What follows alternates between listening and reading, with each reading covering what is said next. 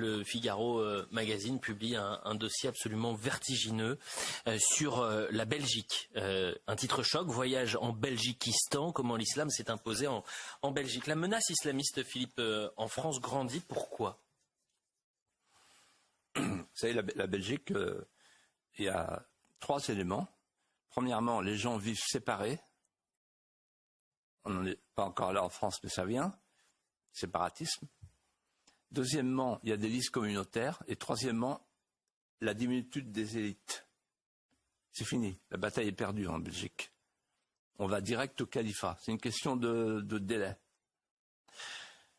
Alors maintenant, je vais répondre à votre question en prenant de la hauteur. Quand on prend de la hauteur, on voit la ligne de conquête. Ce que ne voient pas les politiciens français. La ligne de conquête, ça veut dire quoi? L'histoire.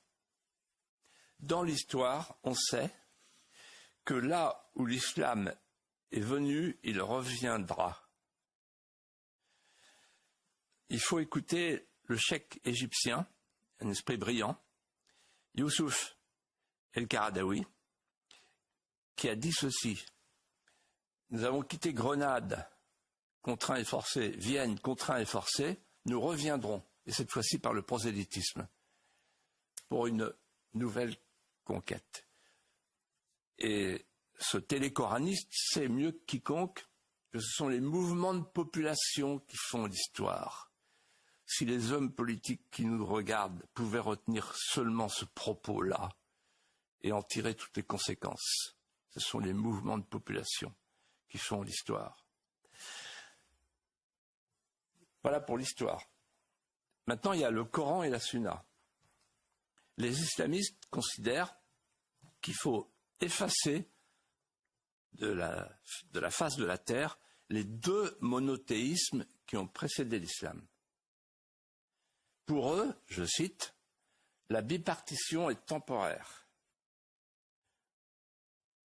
Nous, c'est eux qui parlent, nous avons vocation à nous déplacer, à passer du domaine de la guerre, le Dar el-Harb, au domaine de l'islam, le Dar al-Islam.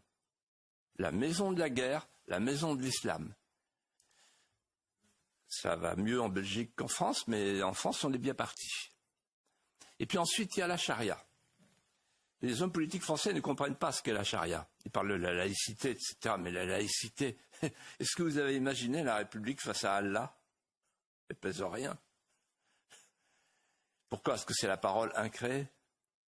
Et donc, pour quelqu'un qui a la foi, je me mets à la place d'un musulman, et j'en connais, et qui ont une foi vibrante et brûlante. La laïcité, c'est quoi? C'est le laïcisme. Vous savez, la laïcité, quand les musulmans regardent ce qui se passe à Beaucaire, où le maire doit payer 120 000 € parce qu'il a mis une crèche dans sa mairie, alors qu'on est dans un vieux pays de chrétienté. Vous imaginez le niveau symbolique de cet événement? Et donc, la charia, c'est la loi qui est à la fois une religion et un État, la loi d'Allah supérieure à la République. Donc, l'évangile des droits de l'homme ne pèse d'aucun poids. Ce que dit le ministre de l'Intérieur, c'est qu'il a à sa disposition des rapports sur le djihad, sur le terrorisme. Alors, il y a le terrorisme projeté. Par exemple, tout le monde regarde de près ce qui va se passer dans les prisons kurdes, parce qu'ils vont arriver chez nous. Ce sont des islamistes. Et le terrorisme domestique, comme disent les spécialistes, endogène, il y a 60 prisonniers par an qui sortent de prison, qui sont des islamistes dangereux. On ne peut pas les suivre, on n'a pas les moyens.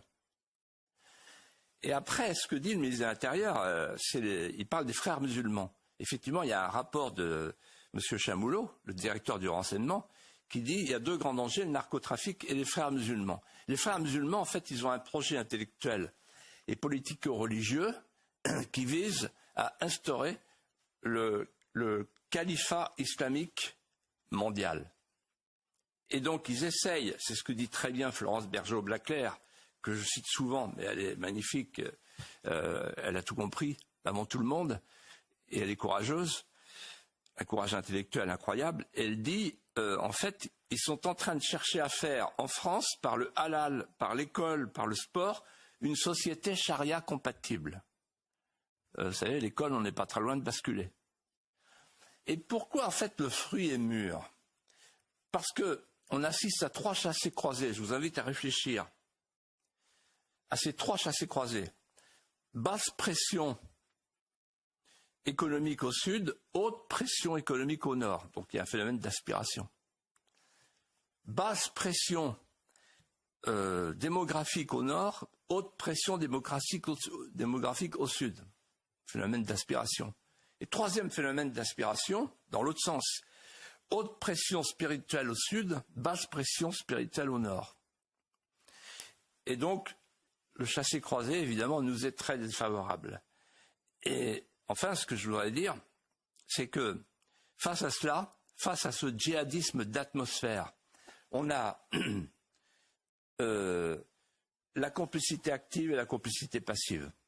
La complicité passive, c'est le ministre des Sports et tous ces membres du gouvernement, Mme Borne et tous les autres qui pèsent des œufs de mouche dans des balances de toile d'araignée, qui sont vertes. Et puis il y a la complicité active. La complicité active, c'est parti LFI, qui me rappelle de plus en plus Marie-France Garot et Pierre Juillet. Regardez-le qui s'avance, le parti de l'étranger, avec sa voix paisible et rassurante. Ne l'écoutez pas, car c'est l'engourdissement qui précède la paix de la mort.